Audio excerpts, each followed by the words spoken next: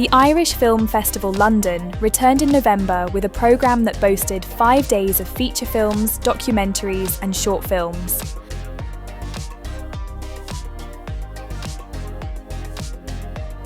Hosted by Irish Film and Television UK, formerly known as Irish Film London, it has been their flagship festival since its formation in 2011.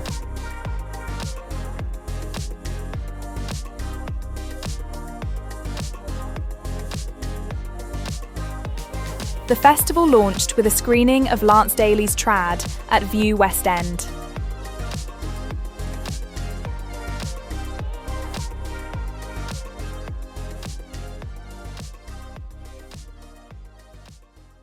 Yeah, very excited to have Declan here as well. Like, Declan did the music on it and Laris is acting in it, did a great job. So and it's a brilliant event. I've known Michael, the programmer, for a long time, and I've come and shown a lot of the other films in London, you know, and there's always a good Irish community here.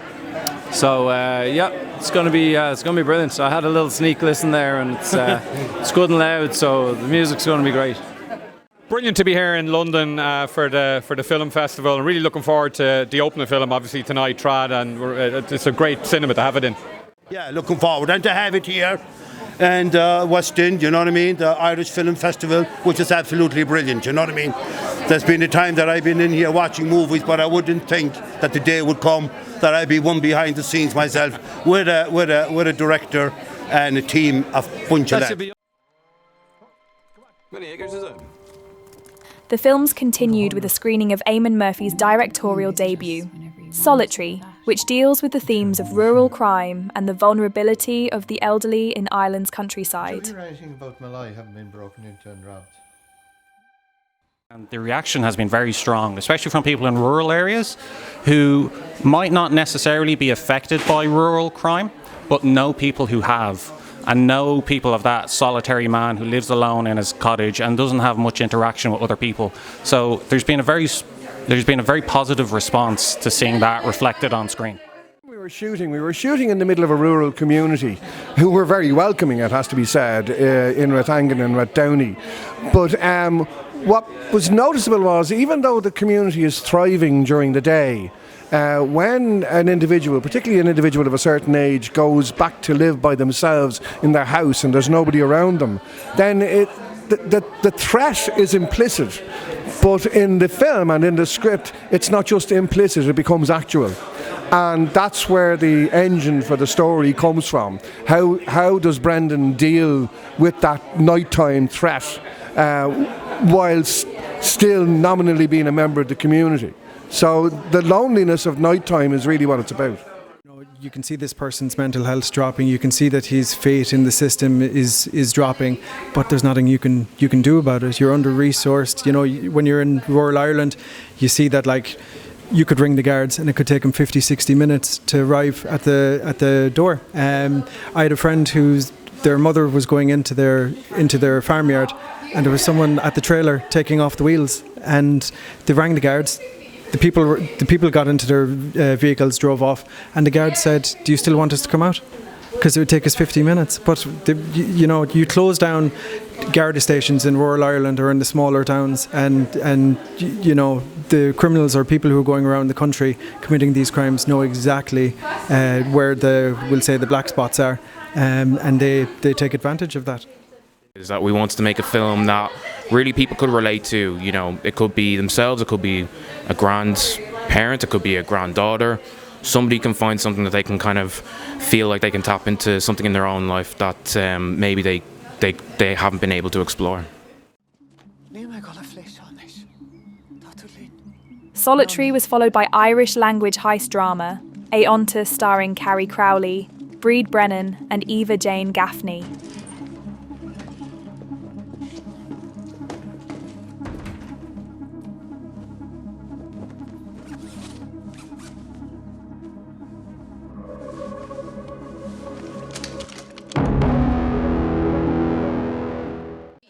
You know, a wee Irish credit union is so distinctly Irish, but the themes and the story is very universal, and really it just kind of proves to you that a good story is a good story. Doesn't matter if it's in Irish, doesn't matter if it's set in Ireland, doesn't matter if it's written well, if it's directed well, if it's shot well, and the cast is as stellar as our cast is. Really, there's no limit to where it can go. We're 30 plus festivals at this stage and we're not done yet. So it's really amazing. It's a testament to the writing, the directing and everything. We're just so proud of the crew that we had, who stood in the pouring rain in Glenarm in the Glens of Antrim for 3 weeks in March, which, let me tell you, it rains in London but not like it rains in the Glens. Hans was down there and he pulled my hand towards his thing and I didn't know what to do. He started pressing his body really Claire hard Frances Byrne brought her feature debut Ready or Not, which deals with serious issues such as underage sex and consent. That's like, so you got fingered. Tommy and Skill, you had sex. It's a dark subject around the topic of consent with teenagers, but it's something that we should be more comfortable talking about it because it's happening and it's not going away. You know, we need to have these conversations a bit more, and so we're trying to bring a bit of a lightness to that and be true to the kind of Dublin sense of humour and the Dublin way of coping with stuff, especially back in the 90s when Lynn was kind of experiencing stuff like this, you know. I always want to tell working class stories and narratives, but what we wanted to do was find a topic that cuts across all different types of people, all different ages, communities, everything. And sexual consent is something that it doesn't discriminate in terms of a topic that has to be addressed and approached. But what I wanted to do was I wanted to write it in the world that I live and love and have grown up in, which is a working class Dublin, and then in an era and a period that I feel were my most formative years, which were the 90s. So yes, I think it's a difficult subject, but a lot like difficult things, I think people often face into difficult things with grace and humour, and sometimes we forget to put the grace and humour into the most difficult topics, and I kind of like to think that this film tries to do that, and it does it well. The world that we live in now, I think sometimes those messages of I suppose consent kind of get lost sometimes, in terms of we are not having them conversations face to face anymore, but the issue is still the same. There's lots of young people who aren't getting to talk openly and honestly and transparently about their young lives, especially when it comes to sex. And I think there's still a Catholic hangover somewhat in Ireland, in Irish homes. We're probably not fully comfortable yet with the idea of very openly talking about sex with a very young age group, and I think that this film, even though it was set in the 90s, it's still very relevant today, and I hope will cause and create and facilitate many conversations at many kitchen tables over the course of the next while when people get to see it more and more.